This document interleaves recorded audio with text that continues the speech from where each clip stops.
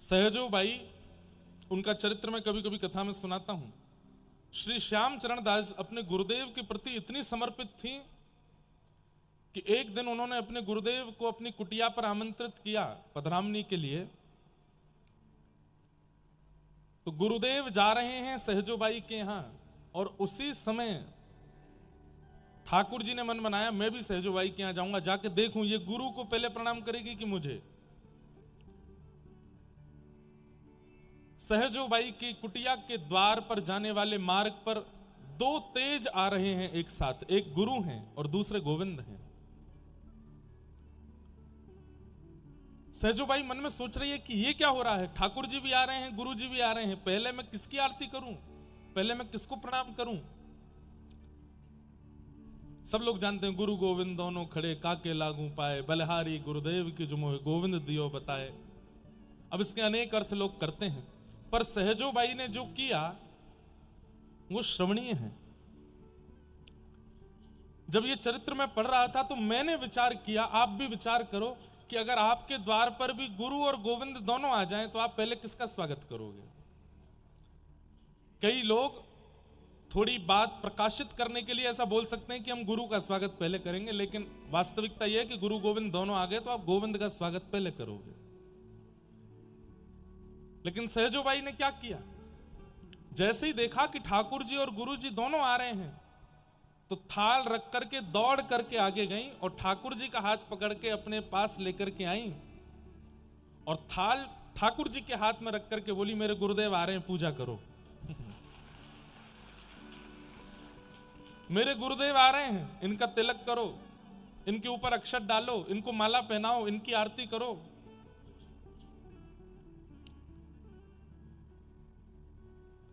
ठाकुर जी कहने लगे सहजो, मैं भगवान हूं, मैं परमात्मा हूं और परमात्मा तेरे द्वार पर खड़ा है, तू परमात्मा से अपने गुरु की पूजा करा रही है, गुरु परमात्मा से बड़ा हो गया। सहजोबाई कहती है नहीं, गुरु परमात्मा से बड़ा नहीं है, लेकिन गुरु और परमात्मा की अपनी अपनी स्थिति है। मेरी स्थिति में परमात्मा ने जो कृपा की उससे कई अधिक कृपा मेरे गुरु ने मुझ पर की है। ठाकुर जी बोले ऐसा क्या किया गुरु ने, ये जीवन मेरी वजह से है, ये श्वास मेरी वजह से है, ये संसार मेरी वजह से है, ये शरीर मेरी वजह से है, ये बुद्धि, ये आत्मा, ये सब कुछ मेरी कृपा से तुझे मिला है और तू अब भी गुरु को भज रही है।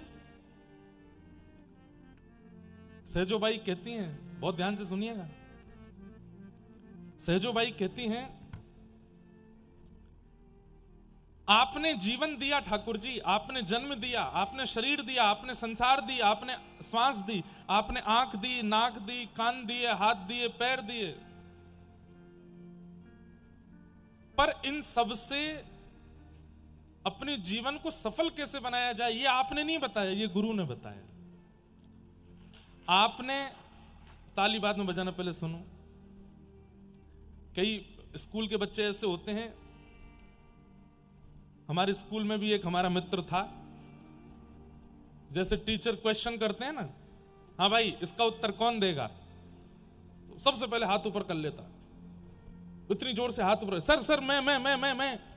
तो टीचर को लगता है इसको सब पता है, इससे नहीं पूछूंगा, और दूसरे से पूछते। लेकिन धीरे धीरे ये उसकी आदत बन गई और ऐसी आदत बन गई जो उसको पता नहीं होता था उसमें भी हाथ उठाता था कि भाई मुझसे पूछेंगे नहीं। एक दिन सर बोले तू बहुत हाथ उठाता, तू ही बता। जैसे ही खड़ा हुआ तो कुछ नहीं बोल पाया, खूब पिटाई हुई उसके। उससे पूछा तू क्यों हाथ खड़ा करता है, बोले मैं रोज हाथ खड़ा करता हूं, तो आपको ये पता लग गया है कि मैं पढ़ा लिखा हूं, इसलिए आप मुझसे पूछते नहीं, इसलिए मैं रोज ही हाथ खड़ा करता हूं। तो बात बात पर ताली बजाने वाले भी ऐसे ही हैं, समझ नहीं आई फिर भी इधर उधर देखते हुए बजा देते हैं, हाँ सब बजा रहे हैं तो हम भी बजा ही दें। नहीं, समझो बात को। सहजोबाई क्या कह रही हैं, ठाकुर जी आपने नेत्र दिए, पर इन नेत्रों से व्यसन भी दिखाई देता है, भोग भी दिखाई देता है और दर्शन भी होता है। व्यसन देखना चाहिए कि ठाकुर जी को देखना चाहिए, ये आपने नहीं बताया, ये गुरुदेव ने बताया। इन कानों से भद्दे गीत भी सुने जाते हैं और कथा भी सुनी जाती है, पर कथा ही सुननी चाहिए, ये गुरुदेव ने बताया। इस जीव से मांस भी खाया जाता है, मदिरा भी पी जाती है और प्रसाद भी पाया जाता है, पर प्रसाद ही पाना चाहिए, ये गुरुदेव ने बताया। इस शरीर से संसार के विषय भोगों को भोगा जाता है, परंतु इस शरीर से दंडवती परिक्रमा करनी चाहिए, ठाकुर जी का सेवा मार्जन करनी चाहिए, कथा कीर्तन में नृत्य करना चाहिए, ये गुरुदेव ने सिखाया। आपने शरीर दिया, जीवन दिया, जन्म दिया, पर इस शरीर का वैकुंठ कैसे प्राप्त हो, ये तो गुरुदेव ने बताया ना, इसलिए मैं आपसे पहले गुरुदेव को वंदन करूंगी। हाँ, अब ये बात ठीक थी। तब सहजोबाई ने एक पद गाया अपने गुरुदेव के लिए। कौन गुरुदेव? जो इसी अलवर के निवासी श्री श्यामचरण दास जी महाराज। उनका चरित्र मैं सुनाऊंगा जरूर, ताकि आप लोगों को पता चले कि आप जिस नगरी में रहते हैं वहां के आचार्य कैसे हैं। उनका एक पद है, गुरु ना बिसारूं, ध्यान से सुनिएगा। गुरु ना बिसारूं मैं राम तज डारूं, गुरु ना बिसारूं मैं राम तज डारूं, गुरु ना बिसारूं राम तज डारूं। गाइए, गुरु ना बिसारूं मैं राम तज डारूं। सहजोबाई कह रही है मुझे नरक जाने से डर नहीं लगता, मैं स्पष्ट बोल रही हूं, मैं राम जी को छोड़ दूंगी लेकिन अपने गुरु को नहीं छोड़ सकती। गुरु ना बिसारूं मैं राम तज डारूं, गुरु ना बिसारूं मैं राम तज डारूं, गुरु ना बिसारूं मैं राम तज डारूं, गुरु ना बिसारूं मैं राम तज डारूं। हरि ने जन्म दियो जग माही, हरि ने जन्म दियो जग माही। कितनी अच्छी आवाज है आप लोगों की, क्यों नहीं गाते? गाया कीजिए। सच में आपने अभी गाया ना तो मेरे रोंगटे खड़े हुए। कितना अच्छा गा रहे हो आप लोग, गाइए। हरि ने जन्म दियो जग माही, हरि ने जन्म दियो जग माही। हाँ, गुरु ने आवा गवन छुड़ाई, गुरु ने आवा गवन छुड़ाई। गुरु के सम हरि हूँ ना निहारूं, गुरु ना बिसारूं मैं राम तज डारूं, गुरु के सम हरि हूँ ना निहारूं, गुरु ना बिसारूं मैं राम तज। भैया, इतना समर्पण आज की तारीख में किसी के अंदर नहीं होगा। पत्नी कहती है कि वो अपने पति से बहुत प्रेम करती है, बहुत प्रेम करती है। ऐसे पतियों को चाहिए कि आज ही घर जाइए और हंसते हुए पत्नी से बोलिएगा, मैंने आज से अपनी जॉब छोड़ दी, दुकान बेच दी। बोले क्यों? बोले कुछ नहीं, बस तुमको समय नहीं दे पा रहा था ना, अब घर ही रहूंगा, अब तुम्हारे पास ही रहूंगा, 24 घंटे मुझे देखती रहना। 1 दिन 2 दिन 3 दिन 4 दिन हफ्ता भर बाद कहोगे देवी जी रोटी दे दीजिए, बनी हुई रखी है सुबह की, खा लीजिए। अरे क्यों? आप तो रोज नहीं बनाती हो। अब काम नहीं करोगे, धंधा नहीं करोगे तो क्या फिर यहाँ आटा खत्म होता जा रहा है, धन पैसे का कोई जुगाड़ नहीं है और आ जाते हो पूरे दिन खाते रहते हो, लंबोदर होते जा रहे हो, पड़े रहते हो पूरे दिन बिस्तर पर, करते धरते कुछ हो नहीं हो। अब सन ठंडी ही खा लो। अच्छा, ठंडी रोटी तो खा लेंगे, सब्जी नहीं बनी, छिलके वाली दाल है, उसी से पेट भरो। ये बात हम पत्नियां सोच सकती हैं, पति भी सोच सकते हैं, बच्चे भी सोच सकते हैं, संबंधी सब सोच सकते हैं कि ऐसा नहीं होगा कभी। हो जाता है, होता है। जिस दिन आप किसी के लायक नहीं रहोगे ना, आपसे अत्यंत प्रेम करने वाला व्यक्ति भी आपसे दूरी बना लेगा, क्योंकि आप उसके लायक नहीं रहे। जिस दिन ये सुंदरता जाने लगेगी, जिस दिन ये शरीर जर्जर होने लगेगा, जिस दिन कमाई करके नहीं दे पाओगे, जिस दिन उनकी इच्छाएं पूर्ति नहीं कर पाओगे, सुर नर मुनि जन की यह रीति, स्वार्थ लाग करहि सब प्रीति, जिस दिन उनका स्वार्थ खत्म हुआ, आप छोड़ दिए जाओगे। समर्पण नाम की वस्तु, विश्वास नाम की वस्तु संसार में अब बची नहीं है। लेकिन ऐसी स्थिति में सहजोबाई कह रही है, मैं हरि को छोड़ सकती हूं पर अपने गुरु को नहीं। हरि ने 5 चोर दिए माही, हरि ने 5 चोर दिए माही, हरि ने 5 चोर दिए माही, हरि ने 5 चोर दिए माही। कौन से 5 चोर हैं? पहली चोर आंख, दूसरी चोर नाक, तीसरी चोर जीव, चौथी चोर कान और 5वीं चोर त्वचा। ये 5 चोर हैं। आंखें रूप चुराती हैं, नाक सुगंधी चुराती है, जीव, अरे महाराज जलेबी खरीदी नहीं हो लेकिन बनती हुई देख लो तो अपने आप स्वाद आ जाता है जीव में। कितनी बड़ी चोर है। लूली बाई, इसका मैंने नाम रखा है लूली बाई। क्या नाम है? एक भी हड्डी नहीं है लेकिन आपकी सारी हड्डी टुड़वा सकती है। एक भी हड्डी नहीं है इसमें, लेकिन इसमें पूरी सामर्थ्य है, आपके सिर से लेकर पैर तक सब एक बराबर करवा सकती है ये, बस इसकी बिगड़ने की देरी है। ये 5 चोर हैं, और 5 नहीं है 10 चोर हैं हमारे शरीर में। 5 ज्ञानेंद्रिय, 5 कर्म इंद्रिय। कौन कौन सी? 5 ज्ञानेंद्रियां हैं, आंख, नाक, जीव, कान और त्वचा। और 5 कर्म इंद्रियां कौन कौन सी हैं? हाथ, पैर, मुख और 2 गुप्त इंद्रिय, मलमूत्र आदि परित्याग करने वाली। ये 10 चोर हैं हमारे शरीर में।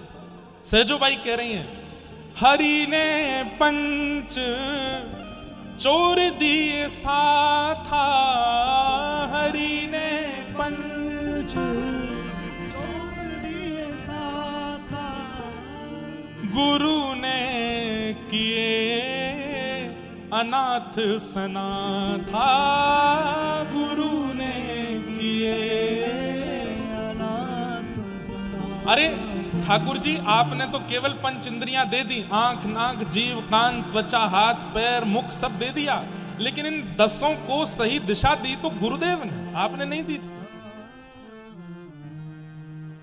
गुरु ना बिसारूं मैं राम तज डारूं, गुरु ना बिसारूं मैं राम तज डारूं, गुरु ना बिसारूं मैं राम तज डारूं, गुरु ना बिसारूं मैं राम तज डारूं। और क्या किया गुरु ने? हरि ने कुटुंब जाल में गेरो, हरि ने कुटुंब जाल में गेरो। आप लोग इस भाव को सुनकर के ये मत कहना कि मैं ठाकुर जी के पीछे पड़ गया हूं क्या। ना ना ना, मैं सहजोबाई की केवल समर्पणता दिखा रहा हूं गुरु के प्रति। सहजोबाई कह रही है, मुझे कुटुंब जाल में आपने गेड़ दिया। कुटुंब जाल कैसा है? माता, पिता, भाई, बहन, यहां तक कोई बात नहीं है। उसके बाद फिर आते हैं उससे भी बड़े कुटुंब वाले, बुआ जी, फूफा जी, चाची जी, चाचा जी, ताऊ जी, ताई जी, और फिर ब्याह होने के बाद में सास जी, ससुर जी, ननद जी, देवर जी, जेठ जी, जेठानी जी। इतना भयंकर कुटुंब जाल। आए दिन कोई ना कोई रूठता ही रहता है। वो रूठ गए क्यों? उनको प्रणाम नहीं किया था। वो रूठ गए क्यों? प्रणाम तो किया पर घुटने तक ही किया था, नीचे झुक के नहीं किया। वो रूठ गए क्यों? बोले बगल वाले को जलेबी गर्म दी थी, उसको ठंडी दी थी, इसलिए रूठ गए। वो रूठ गए क्यों? पानी दिया था लेकिन चाय नहीं पूछी थी, इसलिए रूठ गए। बस ऐसा कुटुंब जाल। हे ठाकुर जी, आपने क्या किया? हरि ने कुटुंब जाल में गेरो, हरि ने कुटुंब जाल में। और कैसा कुटुंब है ये? कैसा कुटुंब है ये? किसी एक के भी जाने पर रोना पड़ता है, किसी एक के भी जाने पर 13 दिन तक अशुद्धि रहती है, किसी एक के भी जाने पर हृदय दुखी होता है, विलाप होता है, विरह होता है, परेशानी होती है। लेकिन गुरु ने क्या किया? गुरु ने काटी ममता को बेरो, गुरु ने काट ममता को बेरो। संसार से ममता मत करो, बिन गोपाल को नहीं अपनो। इस संसार में कोई अपना नहीं है। ये किसने बताया? ये गुरुदेव ने समझाया। गुरुदेव ममता से दूर कर रहे हैं। ठाकुर जी आपने तुमको ममता में डाला, इसलिए गुरु ना बिसारू मैं राम तज डारू, गुरु ना बिसारू मैं राम तज डारू, गुरु ना बिसारू मैं राम तज डारू, गुरु ना बिसारू। और हरि ने रोग भोग उरझायो, हरि ने रोग भोग उरझायो। कभी पीलिया हो गया, कभी मच्छर काटने से क्या होता है, हाँ मलेरिया हो गया, कभी कोई रोग हो गया, घुटने खराब हो गए, हड्डियां खराब हो गई, दांत टूट गए, आंखों से दिखना बंद हो गया। अब तो और खतरनाक बीमारियां होने लगी, कैंसर हो गया, ब्रेन हेमरेज हो गया, ब्रेन स्ट्रोक हो गया, लंग्स पे ट्यूमर हो गया, ना जाने क्या क्या। हरि ने क्या किया? बोले रोग भोग में डारो। और गुरु ने, हरि ने रोग भोग उरझायो, हरि ने रोग भोग उरझायो।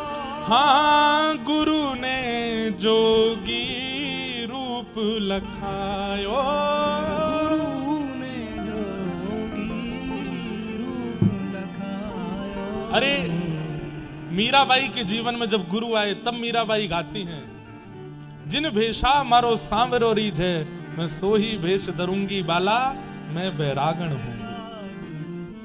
किसने दिया बैरागण रूप? जब तक गुरु जीवन में नहीं आए, सजना सवरना संसार के लिए होता था। गुरु के जीवन में आते ही माथे पर तिलक, गले में कंठी आ जाती है, और उस दिन से श्रृंगार हरि के लिए होने लगता है।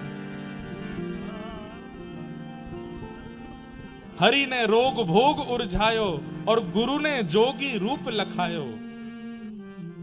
गुरु ना बिसारूं मैं राम तज डारूं, गुरु ना बिसारूं मैं राम तज डारूं, गुरु ना बिसारूं मैं राम तज डारूं, गुरु ना बिसारूं मैं राम तज डारूं।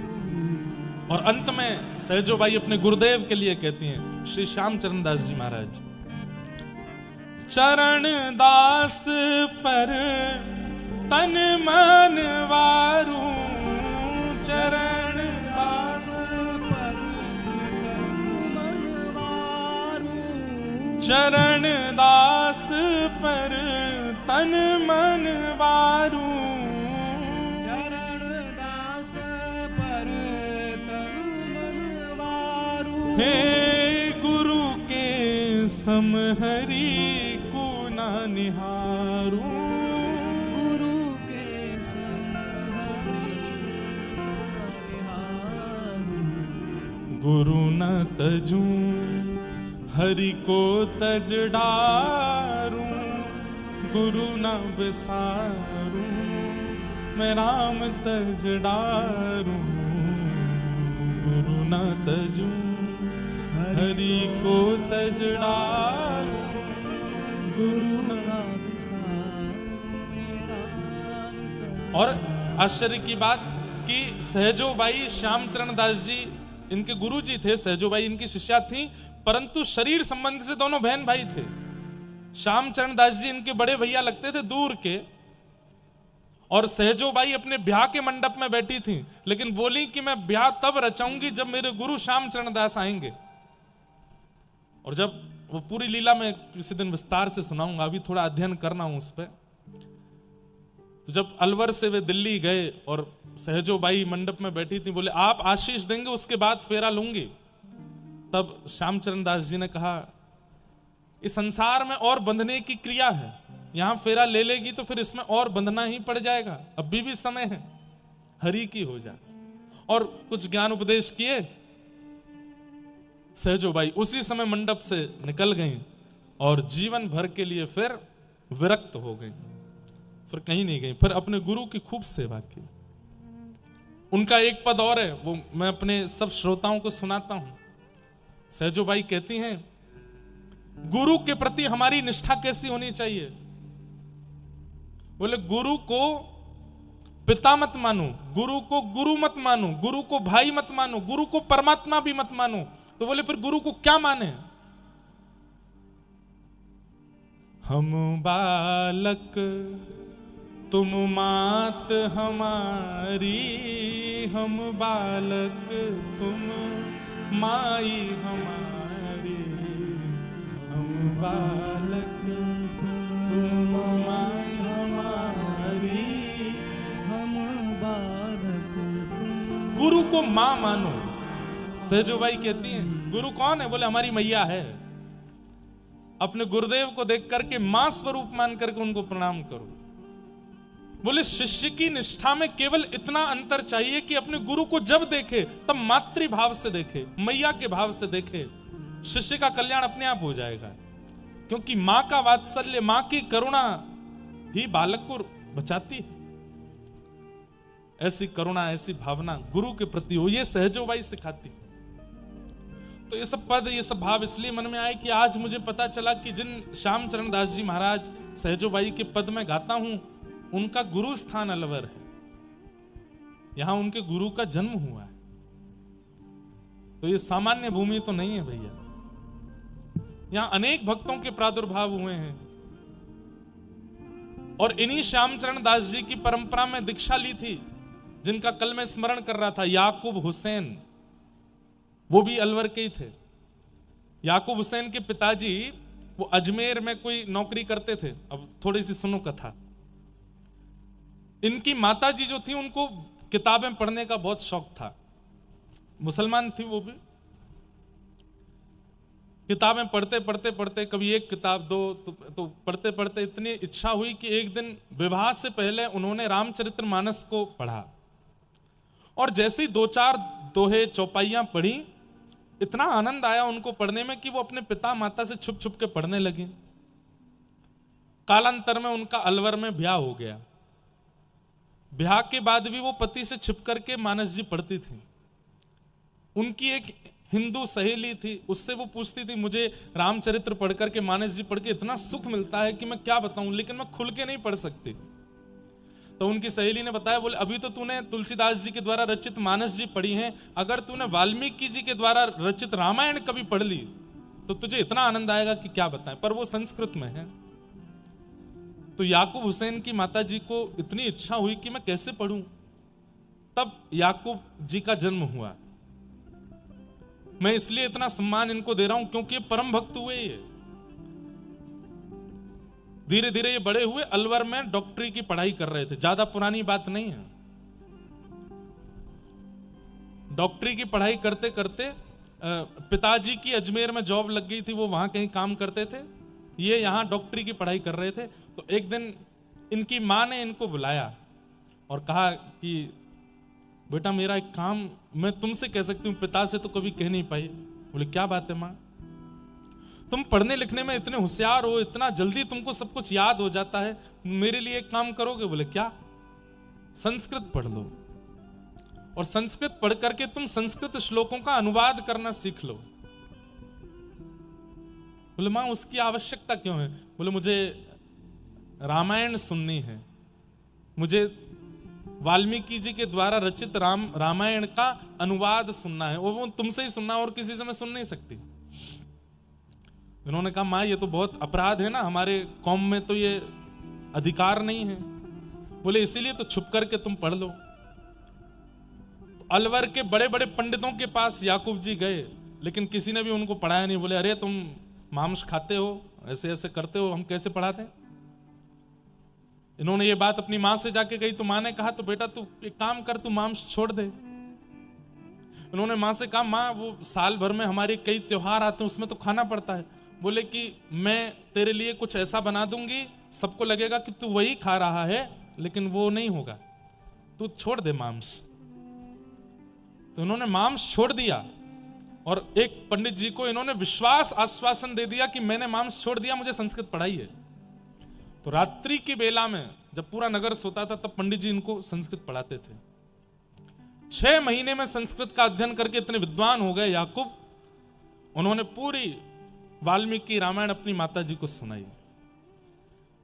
यहां सामने बैठ के मां रोती थी और यहां सुनाते सुनाते याकूब रोते थे। इतना दोनों का प्रेम हो गया राम जी से।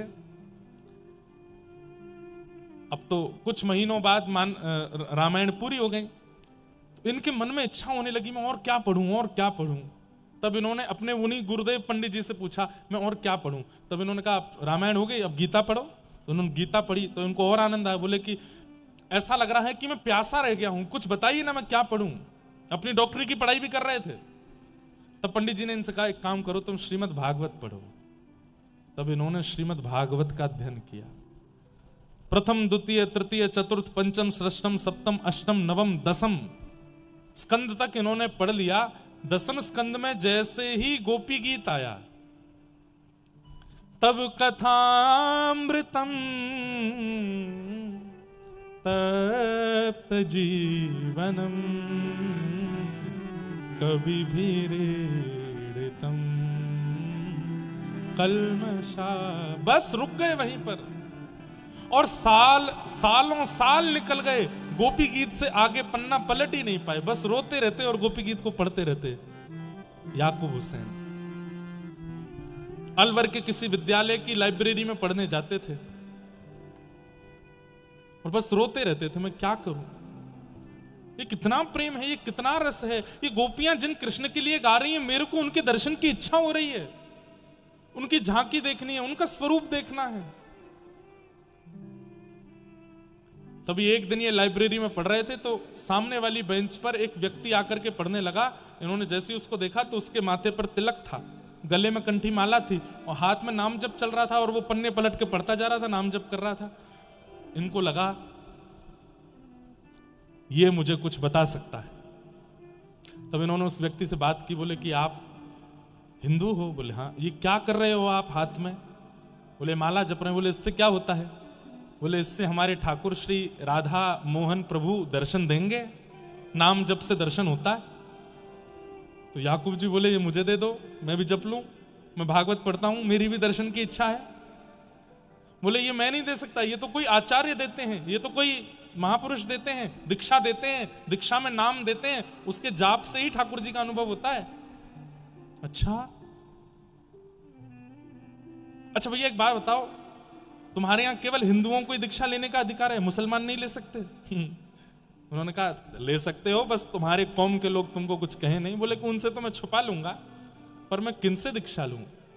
तब उन्होंने कहा हमारे अलवर के ही जन्मे हैं लेकिन जयपुर में विराजते हैं श्री श्यामचरण दास जी महाराज, उनके पास जाओ। तब आपने संभवतः श्यामचरण दास जी या उनकी परंपरा के कोई आचार्य, में से भूल हो रही होगी, या सरस माधुरी जी संभवतः, उनके वे अलवर आए थे और ये उनका सत्संग करने के लिए गए थे। सत्संग में सब लोग बैठ करके आनंदित हुए, लेकिन सत्संग विश्राम के बाद सब उठ के चले गए, पर कोने में बैठे याकूब हुसैन बस रोते रहे। जैसे ही सरस माधुरी जी उनके पास गए, चरणों से लिपट गए, बोले कि अब और कोई इच्छा नहीं, बस ठाकुर जी से मिला दीजिए आप। तब उन्होंने इनको नाम प्रदान किया, कंठी प्रदान की, तिलक प्रदान किया और इनका नामकरण कर दिया सनम सखी, तुम्हारा नाम सनम सखी। और बस उसी दिन से प्रिया प्रियतम के ऐसे भाव में निमग्न हो गए। वे याकूब हुसैन भी आपके अलवर के थे। तो ये बात तो पक्की है, जैसे किसी स्थान की भूमि में आम का पेड़ प्रकट हो चुका है तो यह बात पक्की हो जाती है कि वहां आम के पेड़ और भी प्रकट हो सकते हैं। भूमि में सामर्थ्य है कि वो आम को जन्म दे सकती है। तो अलवर में ये महापुरुष हुए हैं, इससे ये बात निश्चित होती है कि अलवर के परकोटे में रहने वालों में कृष्ण भक्ति आ सकती है, बस प्रयास करे कोई। इसलिए अपनी इच्छा मत बताइए, क्योंकि आप जो मांगेंगे आपकी बुद्धि इतनी है, इतना ही मांग पाओगे। ठाकुर जी बस छोड़ो, मैं प्रयास कर रहा हूं, मैं पढ़ रहा हूं, मैं मेहनत कर रहा हूं, मैं प्रयास कर रहा हूं, देना ना देना मेरे लिए जरूरी ना जरूरी ये आपके हाथ। सब जानते हैं इस बात को। अर्जुन से भगवान ने कहा तू केवल युद्ध कर, तेरा काम केवल इतना, धनुष उठा, बाण लगा, चढ़ा, मार, जीतना हारना ये तेरे हाथ में नहीं है, वो मुझ पर छोड़, क्या जरूरी है मैं देख लूंगा। हमारा अधिकार कर्म पर है, फल पर नहीं। ठाकुर जी सब जानते हैं, थोड़ा छोड़ के देखिए। अच्छा चलो एक काम करो, आज तारीख क्या है? 18 मार्च 2026। 18 मार्च 2027 तक ठाकुर जी पर छोड़ के देख लो, फिर 19 मार्च 2027 को अपने ऊपर ले लेना सब। 18 मार्च 2027 तक आप बस कर्म कीजिए, कुछ फल मत सोचिए। ठाकुर जी 1 साल में आपके प्रति समर्पित हो रहा हूं, मैं मेहनत करूंगा, परिश्रम करूंगा, जो देना हो दीजिएगा। 19 मार्च 2027 को हमारी कथा जहां कहीं भी चल रही हो मिलने आना और फिर बताना क्या अनुभव हुआ। 1 वर्ष ठाकुर जी पे सौंप के देखो और फिर सुनिए।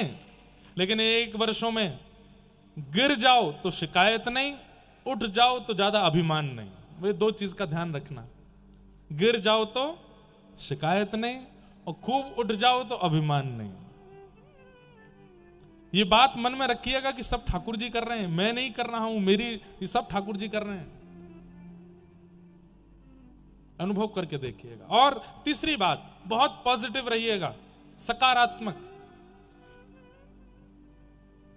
भगवान के 3 सखा हुए हैं, केवल 3 सखा। श्री कृष्ण ने 3 के अलावा चौथा सखा नहीं बनाया पूरी लीला में। कौन कौन? उद्धव, अर्जुन और श्री सुदामा। इनमें सुदामा जी से हम क्या सीखते हैं?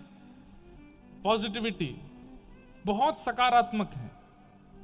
पत्नी कहती अरे जी देखो तो हमारा जीवन कैसा बनाया भगवान ने। बोले कैसा बनाया?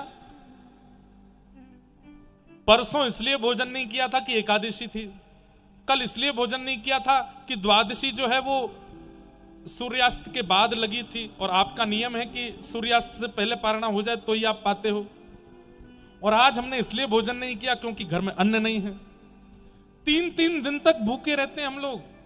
श्री सुदामा जी महाराज बोले अरे पगली, ये दुर्भाग्य नहीं है, सौभाग्य है। मैंने सुना है जिस दिन व्यक्ति व्रत करता है उस दिन ठाकुर जी उसको याद करते हैं। दुनिया के लोग महीना में 2 ही एकादशी करते हैं, मेरी और तेरी तो 6-6, 7-7 एकादशी होती, मतलब ठाकुर जी 6-7 बार याद करते हैं हम दोनों को।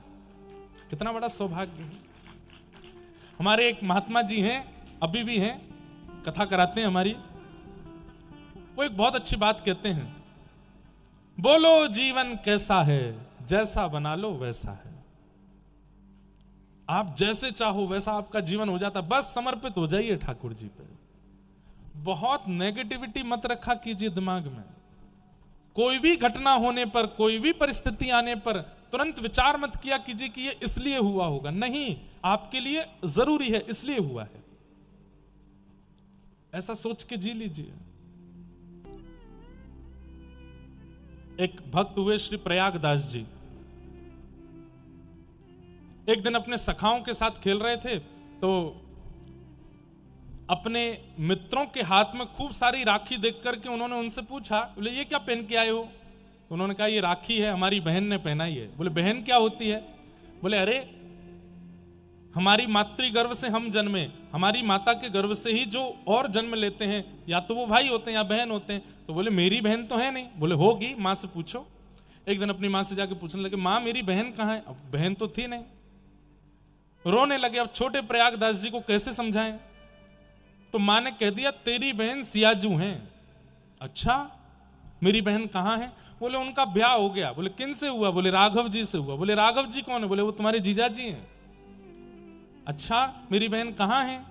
बोले वो अयोध्या ब्याह के चली गई हैं, अयोध्या उनका ससुराल है, अयोध्या में रहती हैं। माँ तो फिर रक्षाबंधन पे मेरी बहन क्यों नहीं आई? बोले कि अब बहुत बड़े कुल में ब्याह हो गया, भूल गई होगी। बोले ऐसे कैसे भूल गई? अपने भाई को भूल गई? और मैं इतना बड़ा हो गया आज तक मेरी बहन आई क्यों नहीं? माँ मेरी बहन भूल गई लेकिन मैं तो नहीं भूला, मैं अपनी बहन को मिलने जाऊं? माँ ने कहा ठीक है जाओ। माँ मैं खाली हाथ नहीं जाऊंगा, कुछ बना दो। तो माँ ने हलवा बना दिया और छोटे से प्रयागदास जी चले गए अयोध्या। माँ से पूछ के गए थे मुझे कैसे पता चलेगा मेरी बहन कौन सी? तो माँ ने बताया आगे खूब सारे सैनिक चल रहे होंगे, पीछे खूब सारी सखियां चल रही होंगी, बीच में हाथी घोड़ा आदि आदि खूब सारे वाहन चल रहे होंगे, उन्हीं के मध्य में एक श्वेत हाथी होगा। श्वेत हाथी के ऊपर सुंदर मणियों से जड़ित एक सिंहासन होगा। उस सिंहासन पर सांवले सलोने कमल नेत्र जैसे तुम्हारे जीजाजी राम जी बैठे होंगे और उनके ठीक बगल में स्वर्ण जैसी कांति वाली तुम्हारी बहन बैठी होगी। इससे पता चल जाएगा कि तुम्हारी बहन है। छोटे से प्रयागदास जी चले गए अयोध्या। अयोध्या जाकर के ढूंढने लगे मेरी बहन जी कहां हैं?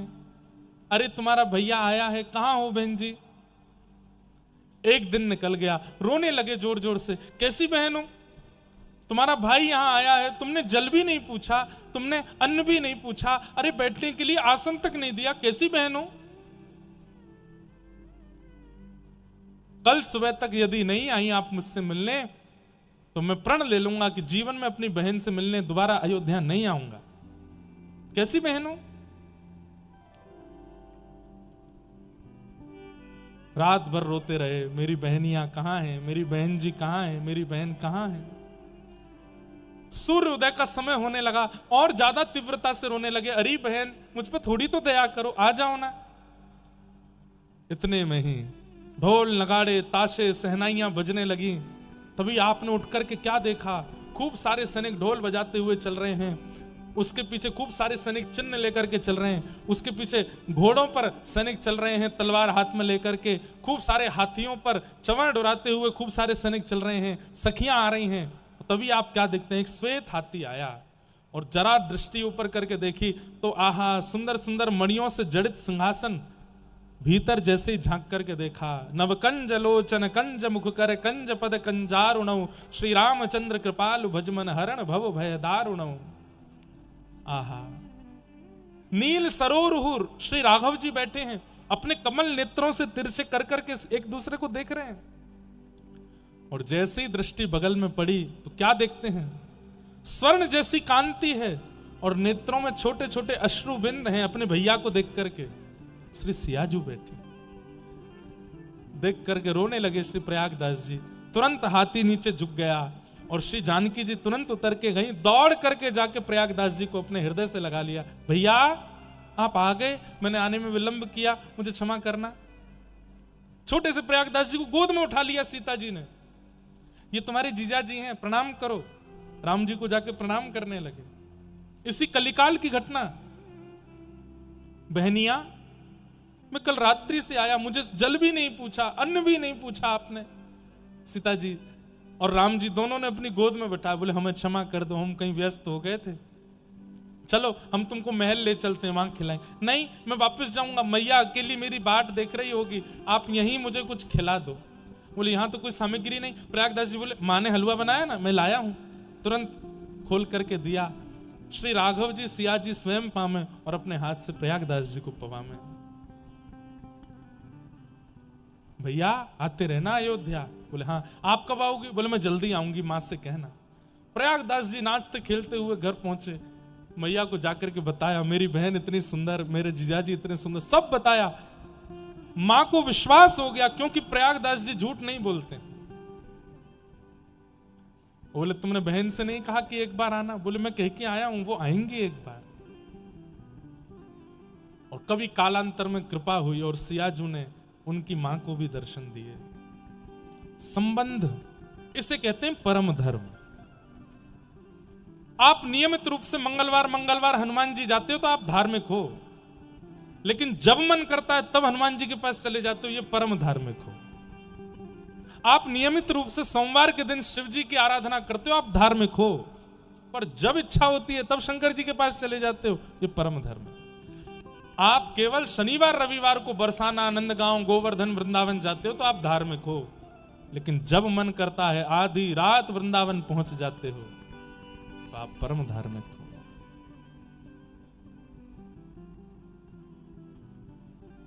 किशोरी जी से संबंध मानो, ठाकुर जी से संबंध मानो, कोई तो नाता बनाओ उनके साथ में। श्रीमद् भागवत का विषय क्या है? हमारे चित्त में परम धर्म को प्रकट करना। परम धर्म मतलब ठाकुर जी के प्रति कोई संबंध।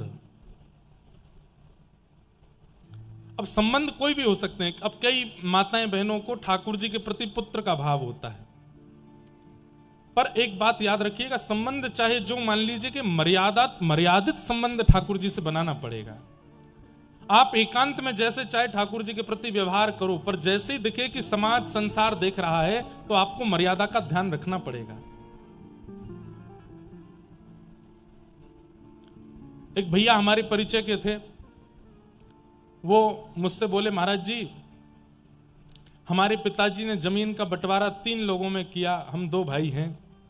मैंने कहा तीसरा कौन? बोले तीसरे हमारे घर के ठाकुर जी। मैंने कहा बहुत अच्छी बात है, हम उनको अपना बड़ा भाई मानते हैं। मैंने कहा बहुत अच्छी बात है। एक दिन मैं उनके घर गया तो अब मैं जैसे ही गाड़ी से उतरा तो उनकी शब्दावली कैसी थी, अपने ठाकुर जी को कान्हा बोलते थे। तो मुझसे बोले, सुबह से खड़ा है कान्हा और खड़ा खड़ा परेशान हो गया है, हमने उससे 1000 बार कही तू सो जा, तू सो जा, मान ही नहीं रहा है। मैंने तो एक बार हाथ भी दिखा दिया, मैंने कहा धर दूंगा अभी, सो जा। तो मुझे लगा कि शायद कोई घर के बालक की बात कर रहे होंगे, लेकिन आप इतने विलंब से आए, वो अभी तक खड़ा है। मैंने कहा चलो भीतर। हमने कहा कहाँ है कान्हा? तो मंदिर की ओर इशारा करके ठाकुर जी को, ये खड़ा, सुबह से बोल रहा हूं सो जा, सो ही नहीं रहा है। हमने धीरे से कुछ कहा तो नहीं, लेकिन मन में थोड़ा क्षोभ हुआ कि आप उनके प्रति जो भी भाव रखते हो अपने तक रखो। समाज संसार के लोग जब आपके सामने आए तो वहां उसको उद्घाटित मत करो। संबंध में एक बात का ध्यान रखना बहुत जरूरी है, संबंध जितना गोपनीय रखा जाता है उतना बढ़ता है। संबंध का जितना प्रकाश कर दिया जाता है उतनी जल्दी संबंध खत्म होने लगता है। इसलिए संबंध को गोपनीय रखो, प्राइवेसी रखो संबंध के प्रति। आपका बालक बहुत अच्छा कुछ बन गया है, ढिंडोरा मत पीटिए पूरे नगर में, नजर लग जाएगी एक दिन। अरे पड़ोसियों को भी नहीं पता चले कि वो जो जिसका नाम चल रहा है वो आपका पुत्र है।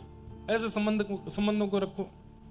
मतलब हमारे बस एक बताने की बात है, संसार के प्रति भी यही भावना रखो, ठाकुर जी के प्रति भी ऐसे ही रहो। बल्कि ठाकुर जी के प्रति तो विशेष संबंधों को गोपनीय रखो, बहुत ज्यादा उसका प्रचार मत करो, क्योंकि प्रचार करने से संबंध हल्का पड़ने लगता है। लेकिन संबंध युक्त जो प्रेम लक्षणा भक्ति है वही परम धर्म है। श्रीमद् भागवत परम